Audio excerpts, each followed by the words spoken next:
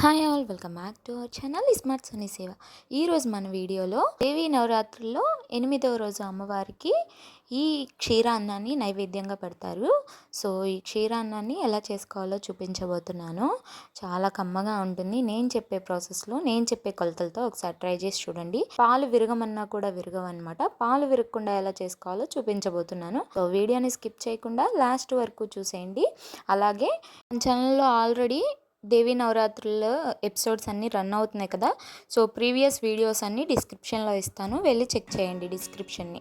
ముందుగా ఒక బౌల్లో ఏదైనా ఒక కప్పు కొలతతో కానీ గ్లాస్ కొలతతో కానీ ఒక కప్పు వరకు బియ్యాన్ని వేసుకొని 2-3 సార్లు వాష్ చేసుకొని నీళ్లు పోసుకొని నానపెట్టుకోవాలి ఒక అరగంట. తర్వాత పొంగల్ చేసే గిన్నె తీసుకొని అందులోకి 2 కప్పుల దాకా నీళ్లు, 4 కప్పుల దాకా పాలు వేసుకోవాలి. ఇక్కడ బియ్యాన్ని ఏ కప్పుతో అయితే కొలుచుకున్నామో సేమ్ అదే కప్పుతో అన్నిటినీ మెజర్ చేసుకోవాలన్నమాట. సో ఇప్పుడు మనం మొత్తం టోటల్గా 6 కప్పుల వరకు వేసుకున్నాం. సో ఇప్పుడు ఆ పాలని పొయ్యి మీద పెట్టుకొని ఒక పొంగు వచ్చేంత వరకు మరిగించుకోవాలి. పొంగు రాగానే మనం కడిగి నానపెట్టుకున్న బియ్యాన్ని వాటర్ ఏమీ లేకుండా వేసేసుకొని ఒకసారి అంతా కలిపేసుకొని మూత పెట్టేసుకొని మీడియం ఫ్లేమ్లో మధ్య మధ్యలో కలుపుకుంటూ ఉడకనివ్వాలి.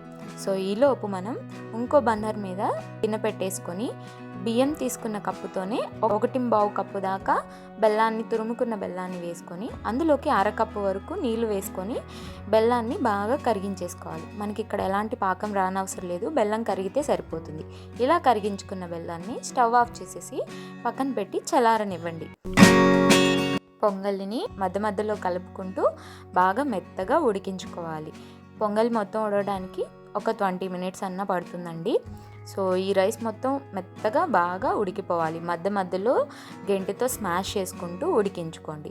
సో ఇలా పొంగలి అంతా బాగా మెత్తగా ఉడికిపోయిన తర్వాత ఇప్పుడు ఇందులోకి 1 కప్పు కాచి చల్లార్చిన పాలైనా లేదా వేడి పాలైనా సరే 1 కప్పు వరకు వేసుకోండి.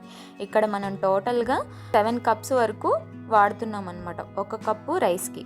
సో అది గుర్తుపెట్టుకొని దాన్ని బట్టి ఇంగ్రీడియంట్స్ అన్నీ డబుల్ చేసుకోవచ్చు మీరు ఎక్కువ చేసుకోవాలంటే.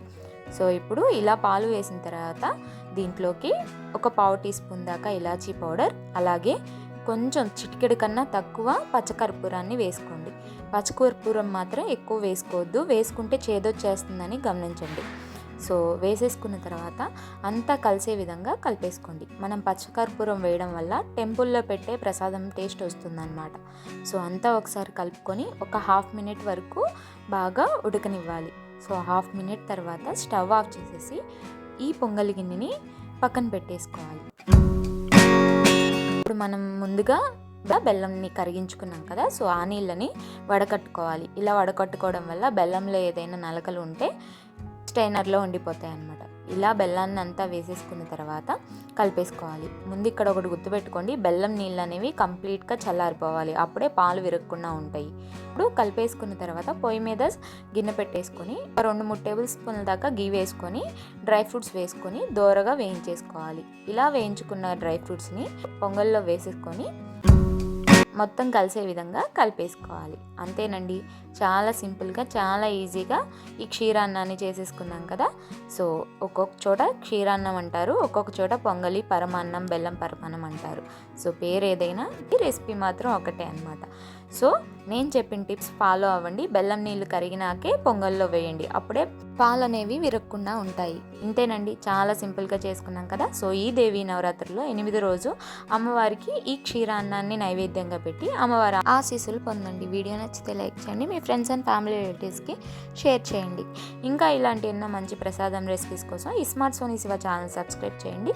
అంతే, ఈ వీడియో మరో మంచి ప్రసాదం రెసిపీతో మళ్ళీ మీ ముందుకు వచ్చేస్తా. Bye all.